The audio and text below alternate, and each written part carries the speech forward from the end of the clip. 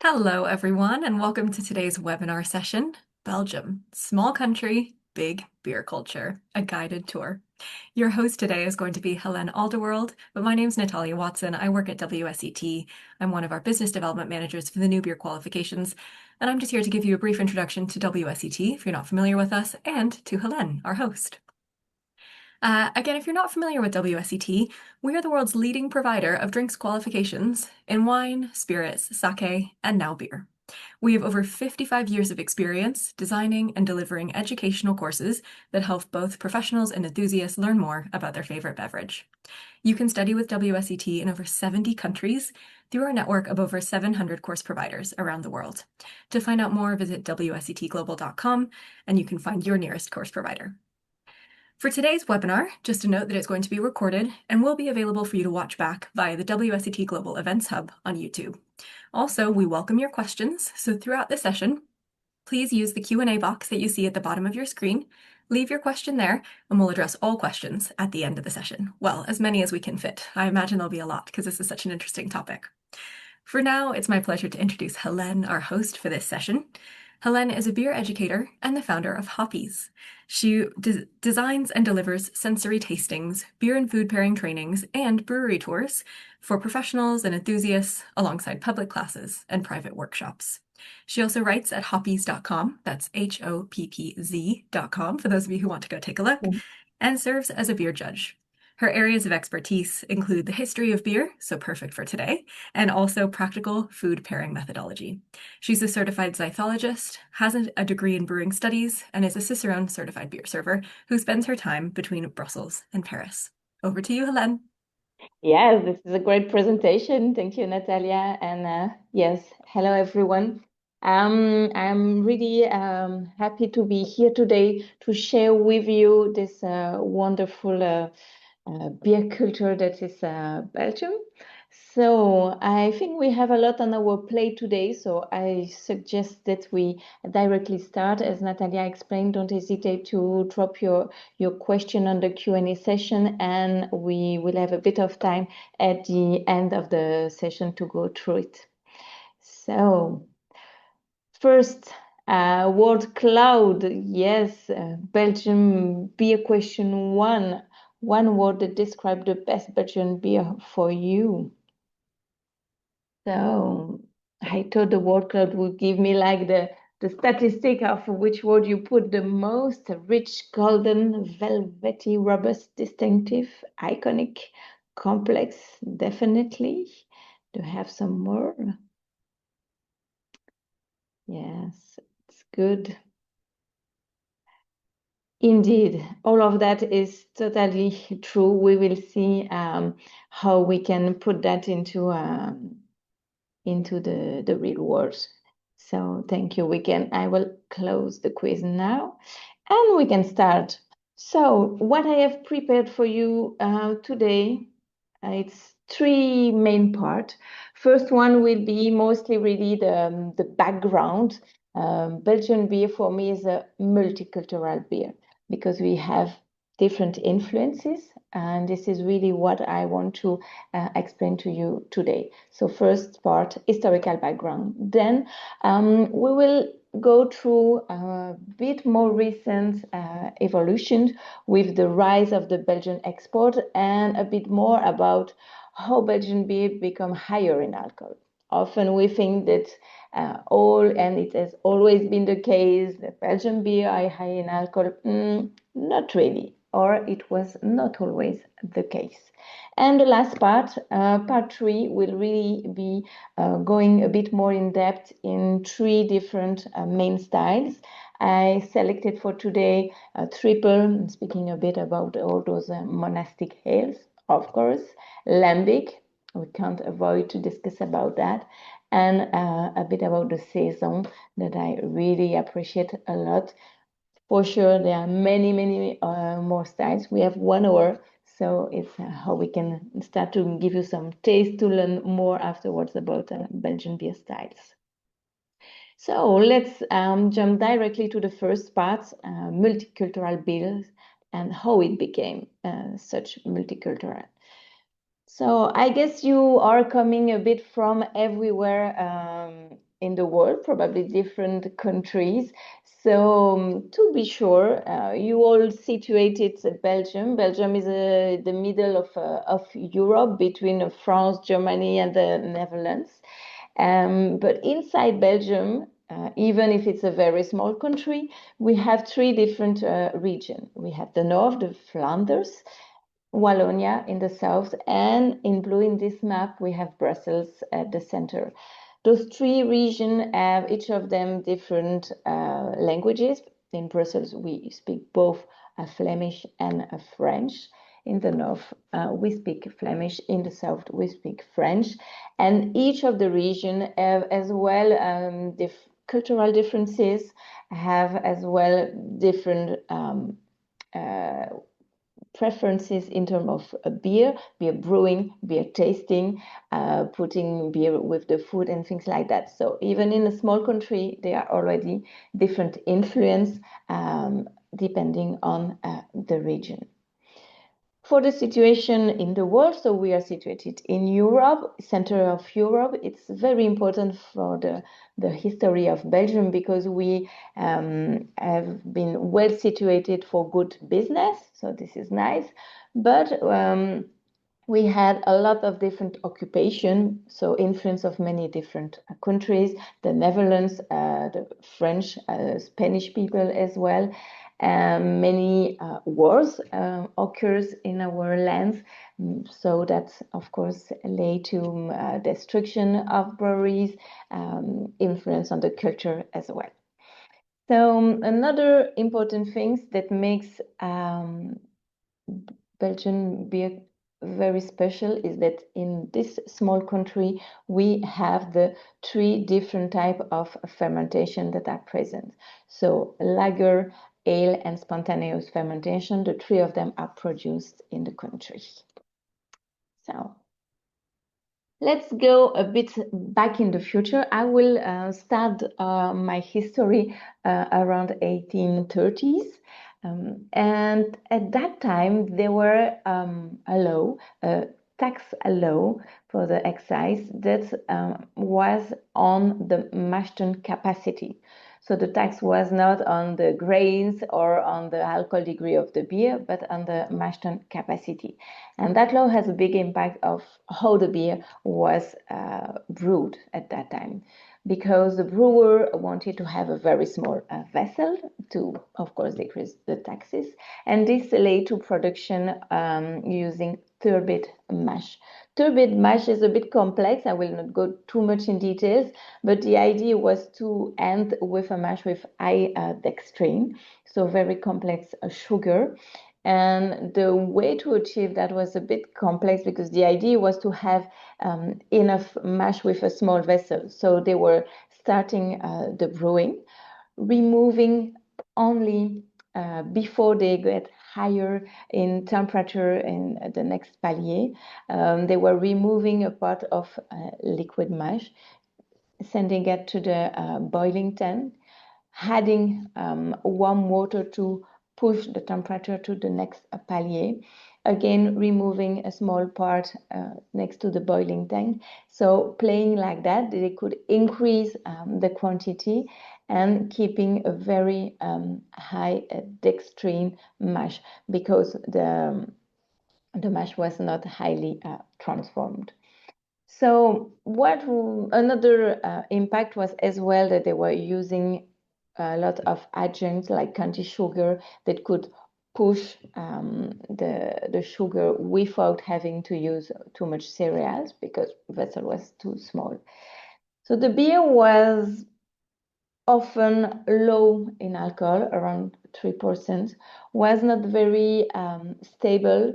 So quality was not always there. And they were as well mostly brewing during the winter because refrigeration was not yet there. So it was risky as well. So this is a bit the constraints that were there at that moment. So, okay, customers were not always super happy with the beer that they had. So they started to look to the neighbor And we can really see a lot of imports from the UK and from Germany as well, from the lager. So we had in Belgium big import of Guinness with the group Anthony Martin, maybe you know of that, with wheat bread as well. The picture I put was in Brussels. It's still there, actually, the symbol. And Bass as well, there were agreement to import their beers in Belgium. German beers were much appreciated because it was the beginning of the lager beers. That was much different quality than what they had in Belgium. Better bitter beers, very clean, that can be kept longer as well. So we can really see at that period, so we are at the end of the 19th century, that we start to brew lager beer in Belgium. A lot in Brussels. The picture that I put below is Brasserie Willemensköpen in Brussels. We had huge breweries. Not much remains from those buildings today. None of the breweries still exist today. We're brewing bock beer, Bavière, Petite Bavière, Marzen in Belgium. So this was the case before the First World War. After the war, we, of course, were not very happy with producing German beer styles anymore. So we continue on producing a lot of Pilsner, thanks to the refrigeration, the pure yeast that was starting to be developed. And we continue to brew a bit of English styles like Scotch ale, stouts, and so on, but not anymore the Bock, the Marzen, etc. Those big breweries that were starting end of the 19th century were converted to only brewing Pilsner style beer. Pilsner is still today the main brewed beer in Belgium. We have, of course, the big brand of Stella Artois, which is part of ABI Group today, and Jupiler. There we have, of course, other ones. Another main brand is as well Crystal Alken. Those beer started respectively in 1926 and 1928. So just after the First World War, that it was really a lot developed. Keeping in mind, of course, that if we start to develop much more the Pilsner, a lot of smaller beer, smaller recipe, more special, were a bit declining.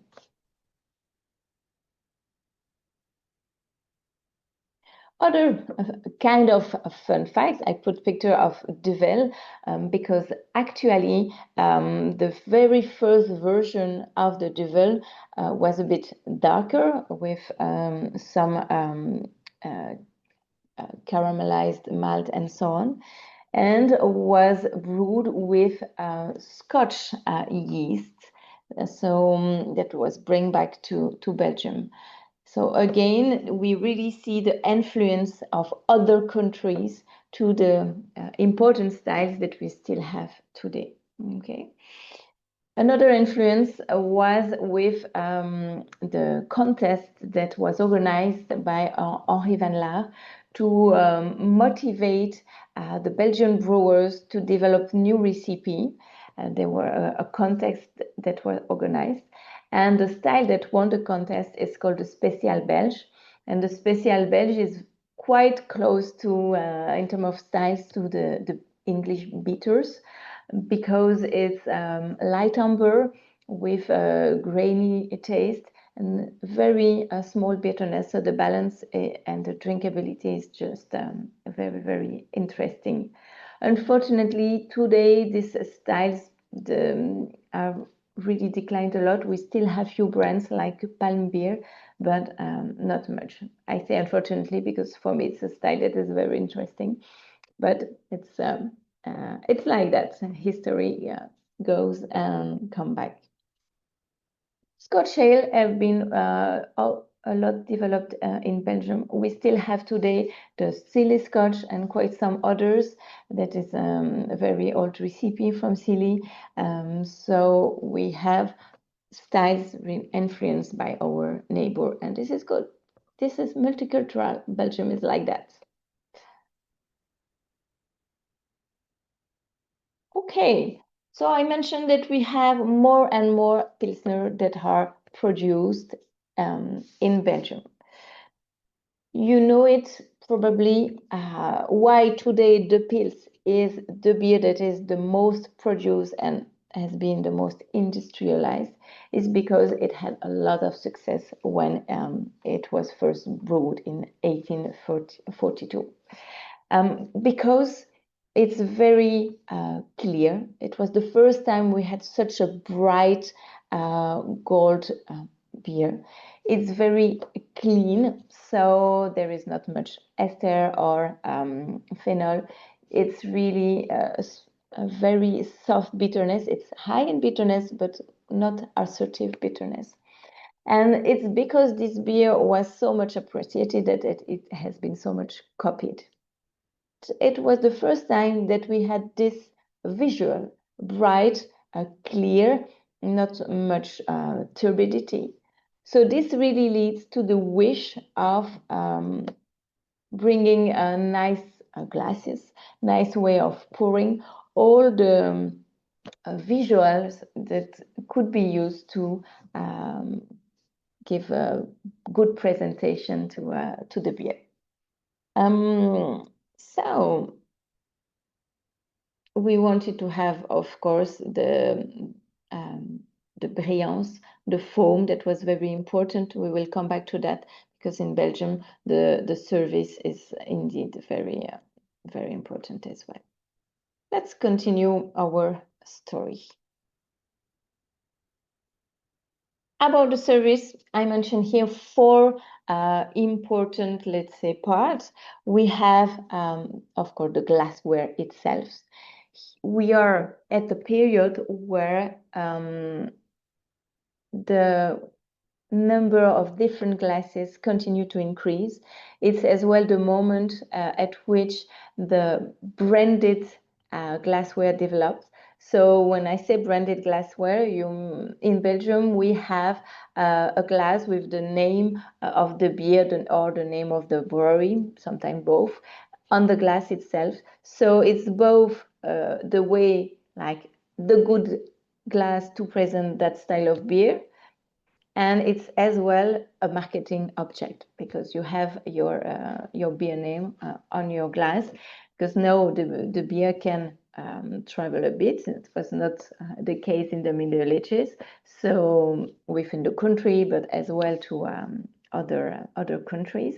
So if you send your glasses, it's really to show your brand in many places. We have in Belgium the habits, the wish, we love a bit of foam. So we often say 2 to 3 centimeters, or we say as well 2 fingers of foam.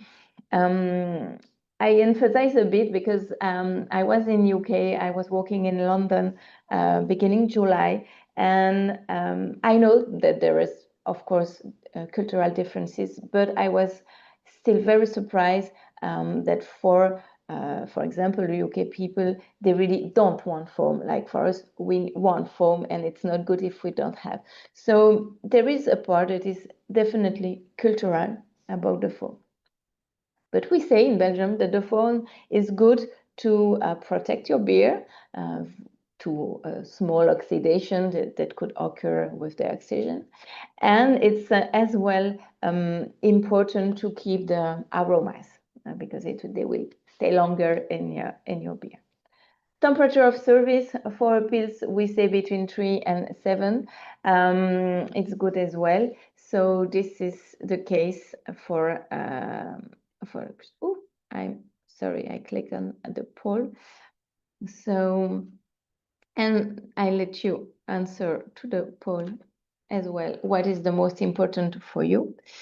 And the last thing that start to develop at that period, thanks to the Pilsners, is the hygiene and technique. So we are discussing about the taps, the cleaning of the taps, as well the ritual of the pouring, etc. So this is something really new, thanks to this bright yellow beer that is the Pilsner. Uh,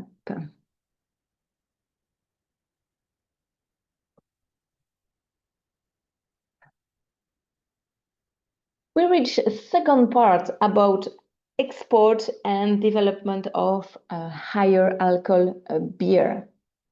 We are after the Second War. We have much fewer breweries and we have more international pills.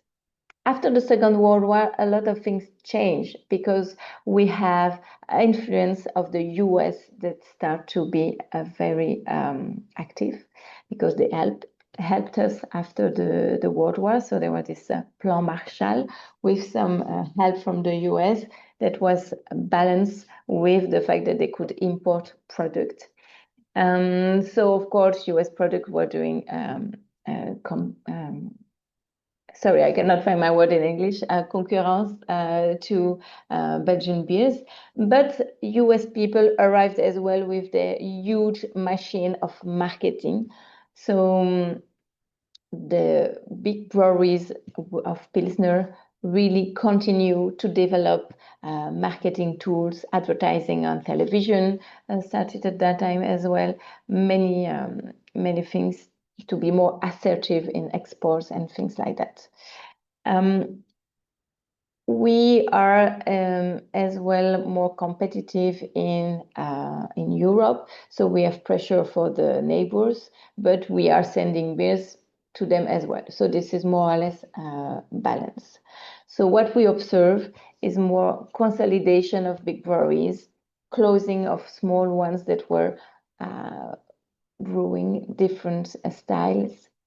So quite some styles continue to disappear as well, unfortunately.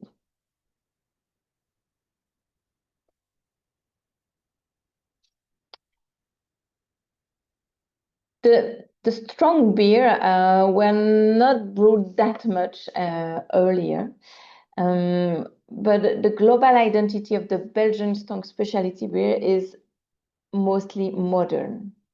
Belgium used to drink lots of low strength, around 3, 4 beer for most of the time, was really the table beer mostly. But with the premiumization of the beer, now we have everything around the glass, the service is more important. So the way that we approach beer is really changing. Beer is not just the food and the table drink. It's really becoming a premium product that we taste slowly. So abroad, we customer also have a wish to more alcoholic beers. So we will start mostly for export to produce a bit more alcohol beer.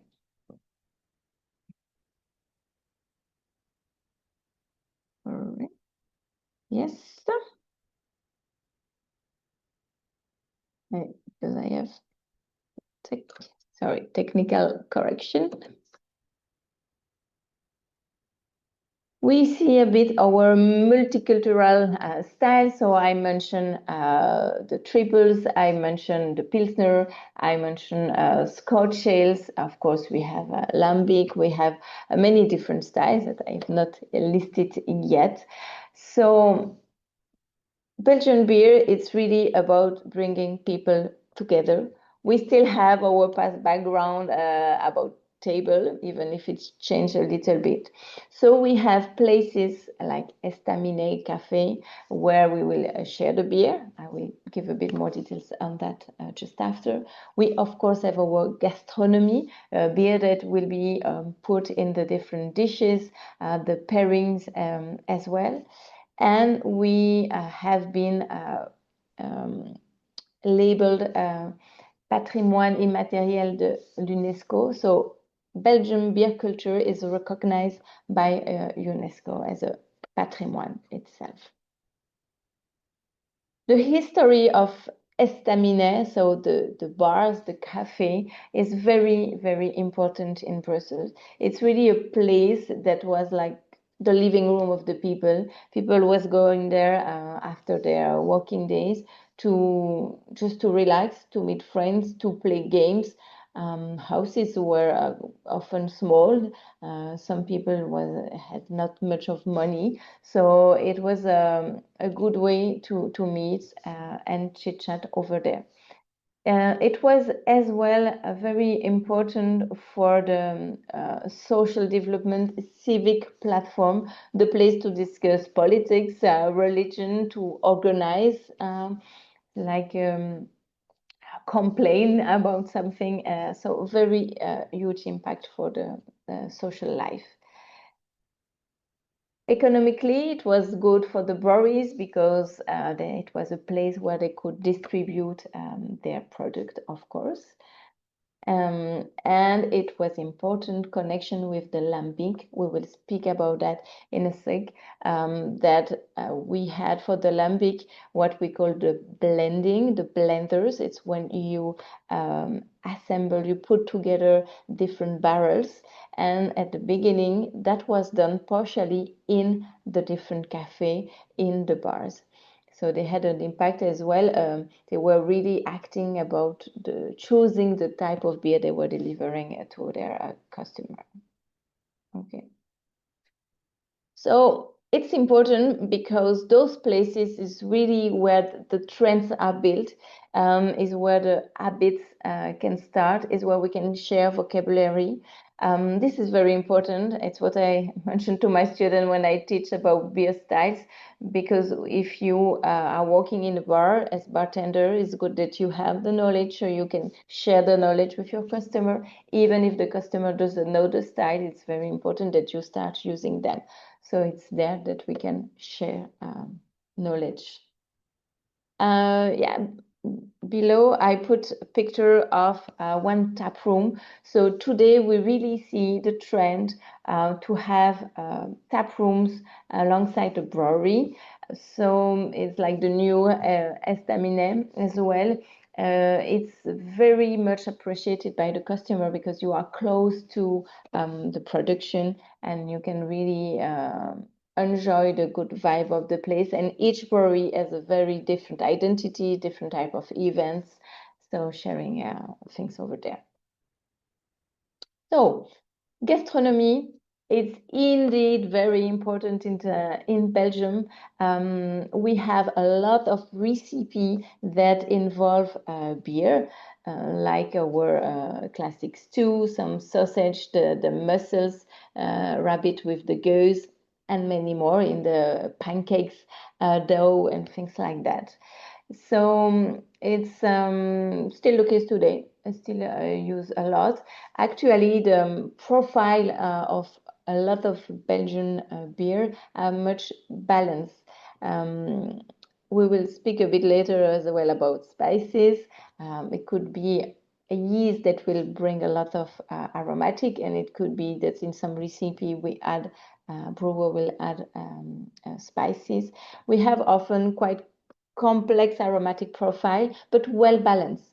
No assertivity of bitterness or like something that will really be proeminent that will impact too much the tasting, the pairing, sorry. So Belgian beer are very, very useful and very interesting for pairings because they can match a lot of things and will complement nicely dishes, not only veg dishes. So today it's still the case for the recipe. Pairing was, throughout the history, I really see the beer table in more at the end of the Middle Ages and so on. Then it moved to more high alcohol beers. So it changed a bit, maybe less drink at the table today we really see quite some restaurants, a bit more in the north, in the Flemish part, that will propose pairings to their customers. In Wallonia, it's slowly starting, but it's a pity that it's not proposed more to the people.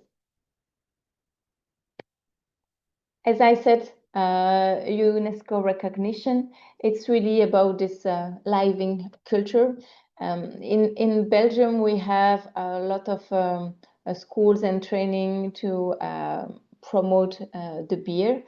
There is a lot that is done to put the beer, good place for the beer as well. Many bars that are there. So this is to recognize this long-lasting love with the beer. Beer is about bringing people together. So I think you were all waiting a lot for this last session. I'm trying to manage my time. We are good. I think we will make it. So trip before we really, yes, sorry, I forgot about that. Before we jump on the styles themselves, I wanted to do a recap about the specific ingredient or signatures that we give to Belgium often. About the cereals, we have in our beer recipe quite often other cereals that the barley that are used could be wheat, could be rye, oat, spelt. This is really a legacy from this turbot mash from the excise tax, partially, and as well from farmhouse brewing, because for all the farmhouse they were just using the cereals that they were harvesting at their own brewery. So there were really a wide variety of cereals that could be integrated in a grist. Candy sugar. Candy sugar is used since a long time in Belgium, as well linked to this mash, turbot mash that was done around 1822. And this is used as soon as you want to push the alcohol of a beer recipe. It's well known for the triple, and it's the case for other. You will use some candy sugar. Spices. We have some traditional spice like coriander, orange peel, star anise, licorice that are often used either in wheat beer, in a stronger like double or quadruple beer as well. This is partially a legacy from the use of Gruit.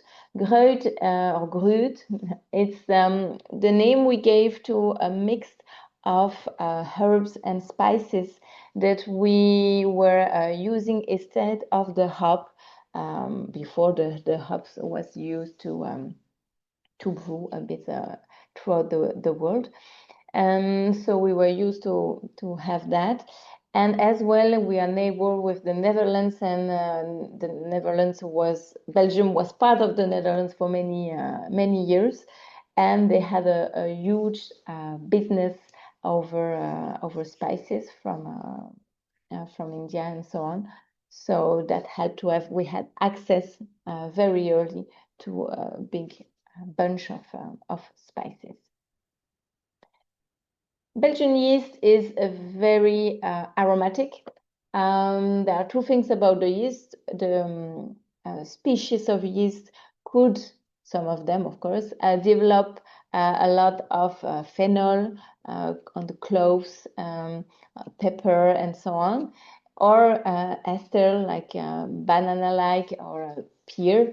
And we have a trend to ferment. Sometimes it's quite a high temperature that will push a bit more the fruitiness of the yeast. So this is something very common in Belgium. And we have the use today of Brettanomyces in different beers. Of course, it's naturally present in the on the Lambic. We will see that in a sec. We add it in the Orval, for example. We have some Saison will have Brettanomyces added and some special brew. Brettanomyces is naturally present, but in the past, not for lambic, but I mean for other beers, before we knew the single yeast, before Pasteur worked for us and discovered a lot of things, we had mixed culture. And we always had a bit of Brettanomyces naturally present in the beer. So the beer was always slightly acid in the past.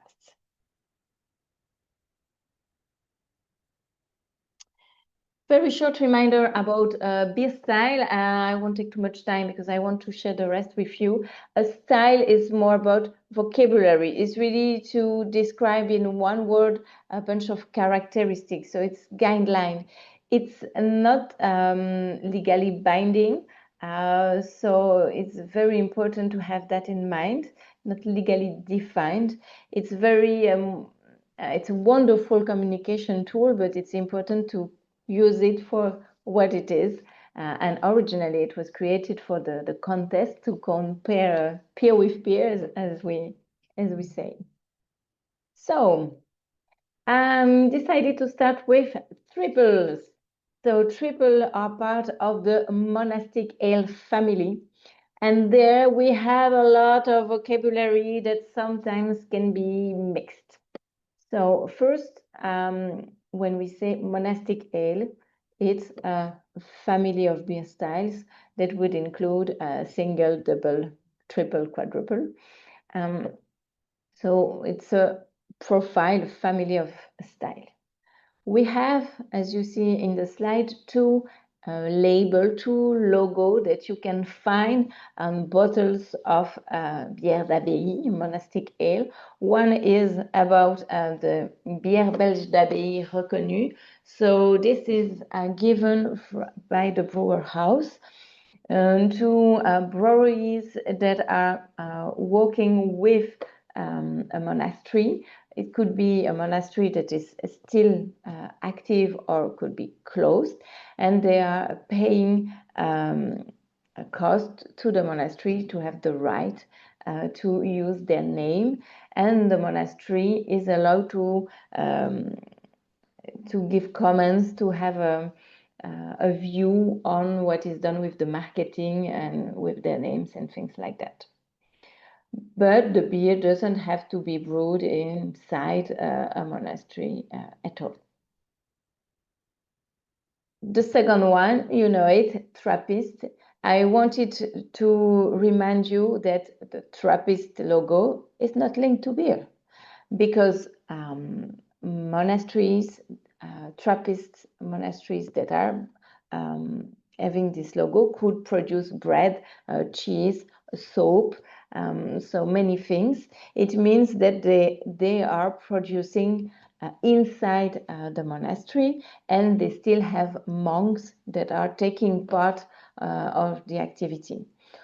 Of course, if you take the example of Chimay, which is a Trappist brewery, there are not many monks that are brewing over there. It's a huge production, but still monks are taking part of the decision and are very important in the choices that are made for the brewery.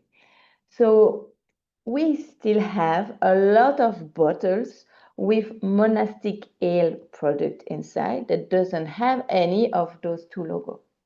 So you have the styles and you have these two logos. So it's always very important to make the distinction between the product that you are drinking and where it is brewed.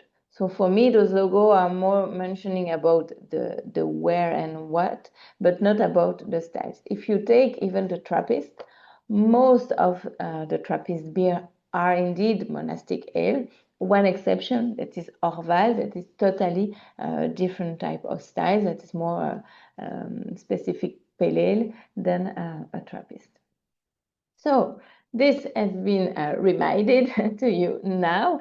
Why monks have been very important in beer world, because they have this Saint Benedict rules that push them to be self-sufficient. So they have to produce their own food and drinks and so on. It was as well a place where many people were gathering. It was a bit like the hostel at that time. And to avoid disease and things like that, the beer was very interesting. The Trappist is linked to Abbaye de la Trappe, which is in Normandy, built by the Cistercian order from the strict observance in the 1600 that was founded, so quite a long time ago. I try to summarize to not lose too much time, sorry. What is good to have in mind linked to monasteries is that they had the resources, they had the know-how, they had the organization, so they were capable to brew high quality beer.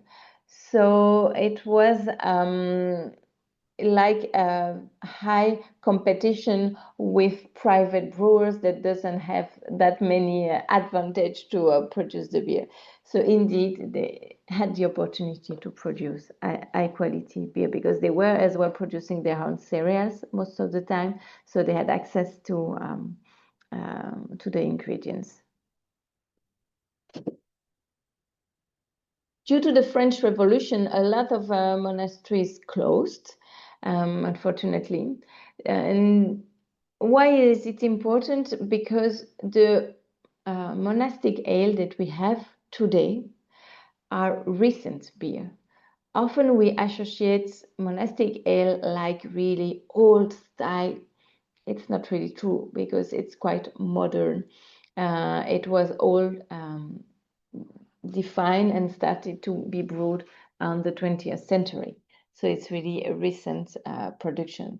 Of course, we have stories with old recipes and things like that, but it's more about the history and to tell about than really the product itself. Okay.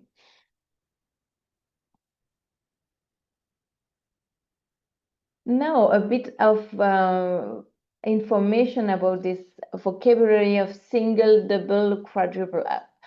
Single and quadruple are not used much. Single is not used at all, actually, in Belgium. I know that it's mentioned in the BGCP, but we have the Westmalle Extra, the Chimay Doré. So since a really short time, the style is produced, but in the marketing, the word single is not used. Quadruple is not much known by Belgian people neither, because we more say Brune Fort, or we say the names, or the Chimay Bleu, the Rochefort 10, etc. And the style with the Belgian dark strong ale. The quadruple is used, the trap quadruple, but really not often. From where those names come from?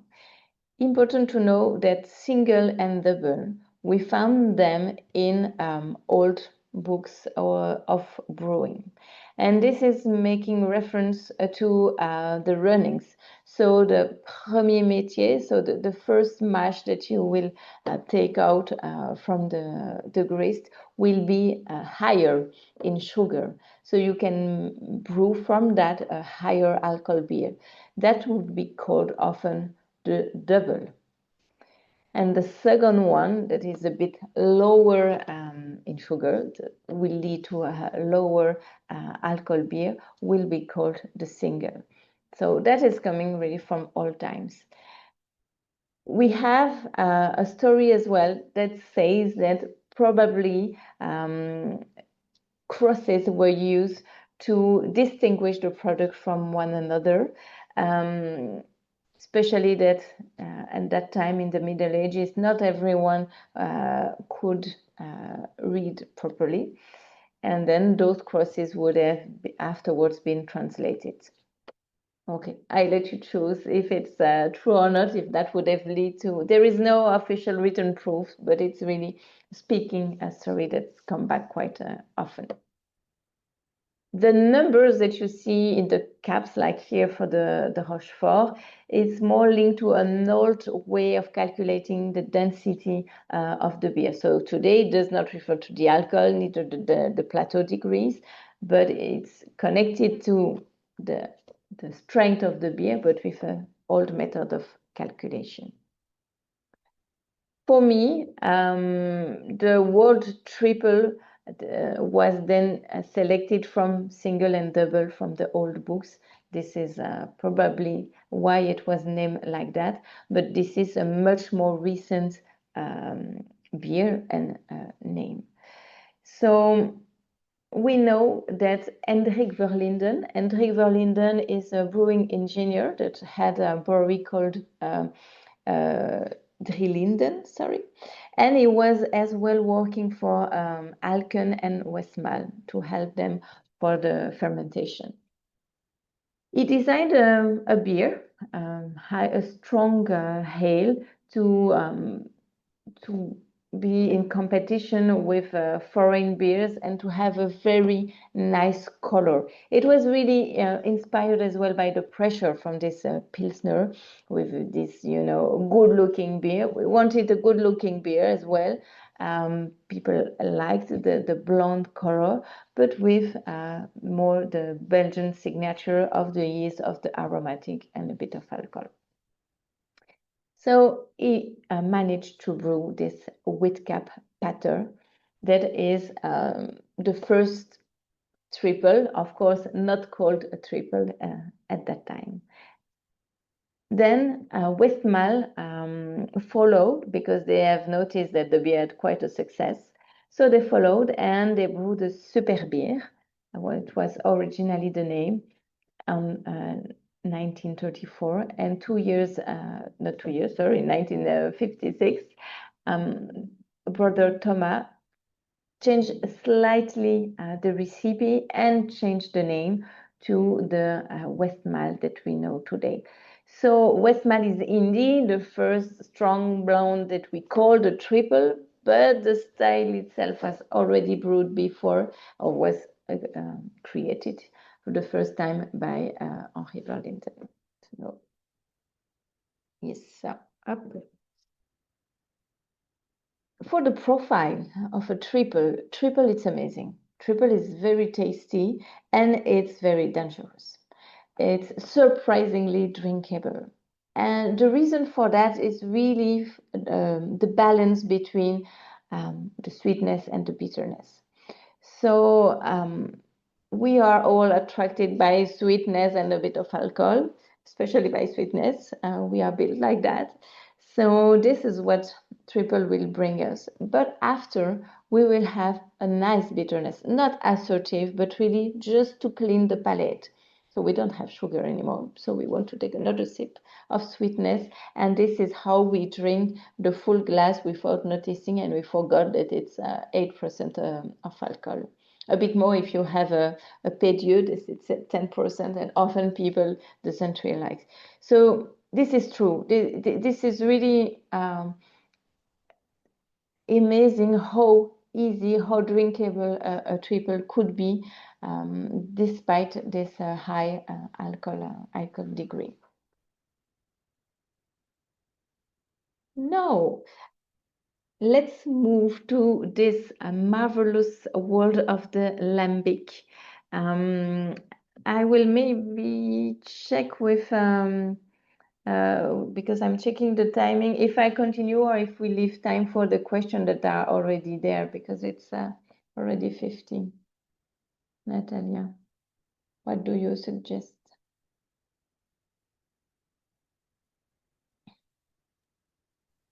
We have two questions and a comment, so we'll try to get to them if we can, but we'll save, say, maybe 2 minutes at the end for questions, so you can use the next 10 minutes for getting Okay, through these perfect. these Good, fantastic thank beers, as you. you said.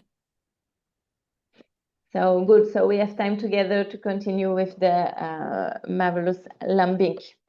So Lambic family brings together the beers that are truly in a class of their own. So Lambic is very specific, is really outside of all the rest. It's a unique profile. There is a lot of myth around it. So let's clarify some of them. About ingredients first. So Lambic can be brewed, produced only in a specific region, which is the region around Brussels and the Buitenland. It's the Zen Valley. So we have, it seems, a specific um, uh, flora, specific microorganisms that are present over them. Regarding the cereals, for the lambic, we will use a lot of unmalted wheat, between 30 and 40% of unmalted wheat. For the hops, we use aged hops. We don't use hops for aromatic. We just use hop for their preservative aspects. So it will play a small role with the taste because aged hops bring a little of acidity as well. And last thing is about the brewing kettles. We use for lambic this turbot mash that I was explaining at the beginning of the presentation. One of the most specific thing about lambic is the spontaneous fermentation. We produce a wort. At the end of the production, for the cooling, we will put the wort in what we call a cool ship. Cool ship, it's open vessel, and the wort will stay there for one night. Often, the cool ship will be upstairs in the brewery, and we will leave some air going through the room. We have in the ambient air some yeast and some bacteria, both different yeast and different bacteria. It's really a bunch of them that will go in the sweet wort. The next morning, the wort will be put in wood barrels and will slowly start the fermentation.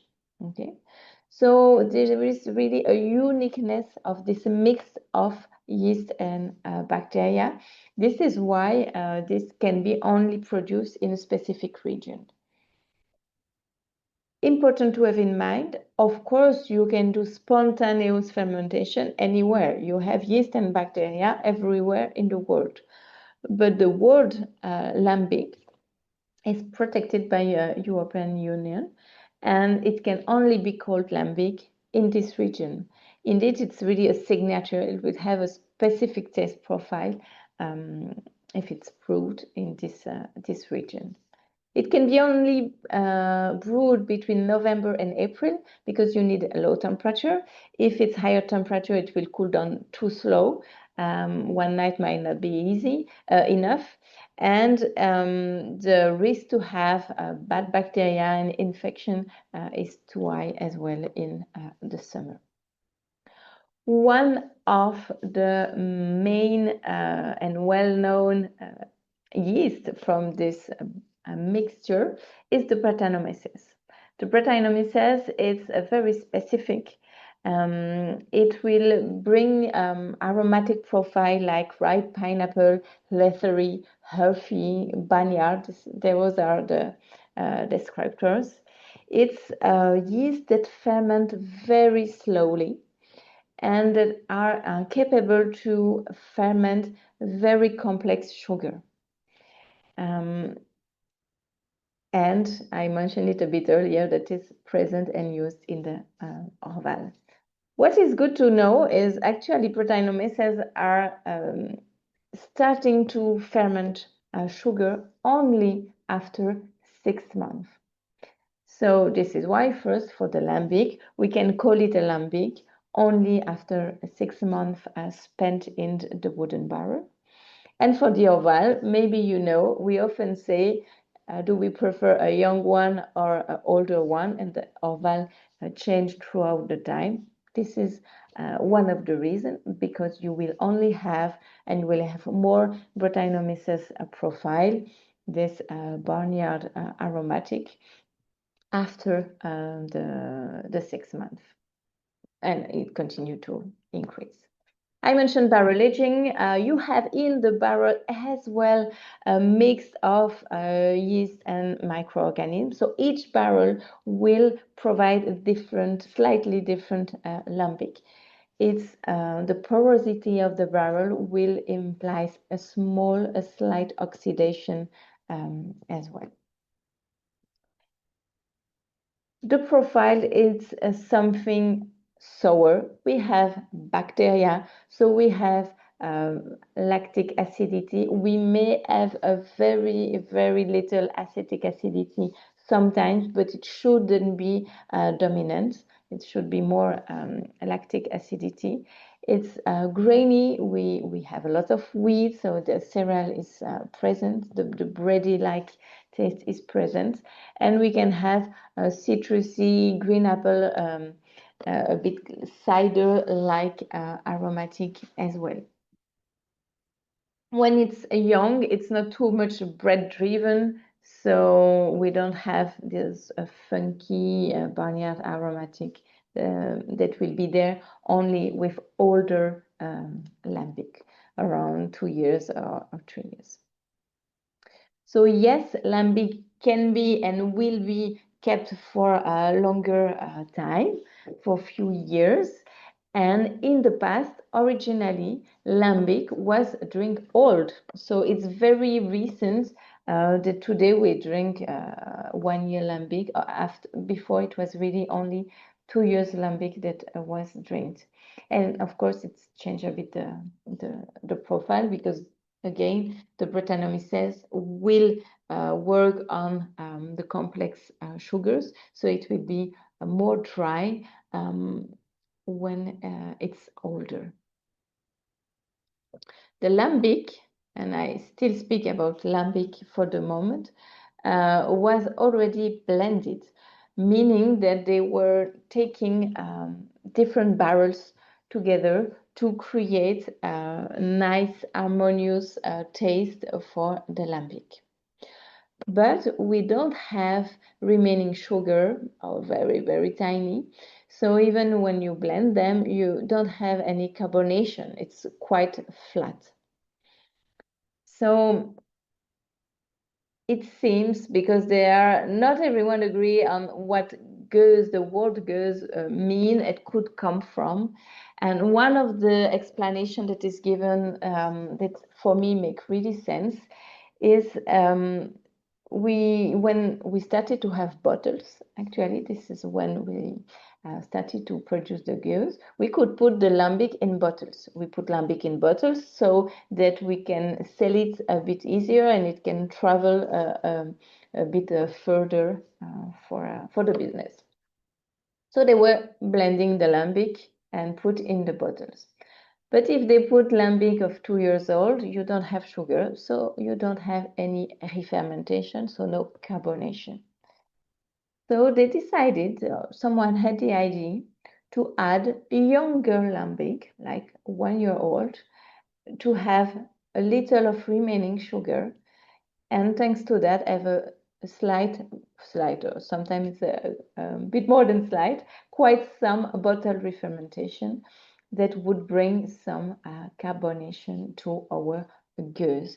So Gueuze could come from gas, and often we see Gueuze lambic, and I was always wondering why they put Gueuze lambic, because actually it's always based on lambic. And recently I found a paper explaining that it could be more like an adjective, that this is a gas lambic, so carbonated lambic. It's one of the explanations. There are still research and things around that. So Gueuze, it's always an assemblage, a blend of lambic of different age, 1 year, 2 years, and 3 years. And the job, the activity of the blender, the person that will choose which lambic, which barrel they put together is very, very important. And this is what I mentioned that was in a period of time done directly in the cafe. Of course, today is done in blenderies, gueuseries, and blendery could be producing lambic or not, could buy lambic, both exist. So it's a specific word. Fortunately, I will have to wrap up. Of course, you have a fruit lambic that exists, and you have a full world around that. It's a beer that is very, very interesting again for the table because you have acidity. It's very cleaning the fat. It's super good for aperitif too and dessert. Today in the restaurant that are proposing pairings, often you have Gueuze with the dessert, and it's really cleaning a lot the sweetness. I really apologize for my bad timing. I was too optimistic. We will check now the question. I hope you learn few things with me today already.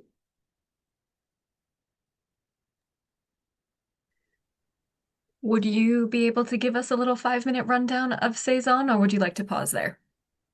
I know I can go because I don't have many slides. So yeah, for Perfect. me. We'll wrap up on Saison as we only have one question. One of the questions was about aged hops, so that was answered in the Lambic Okay. section. So let's hear a little bit about Saison just very briefly, and then we'll wrap up. As Yeah. I know people love that style, so we'll make sure we Yeah. give a So little bit that's about it.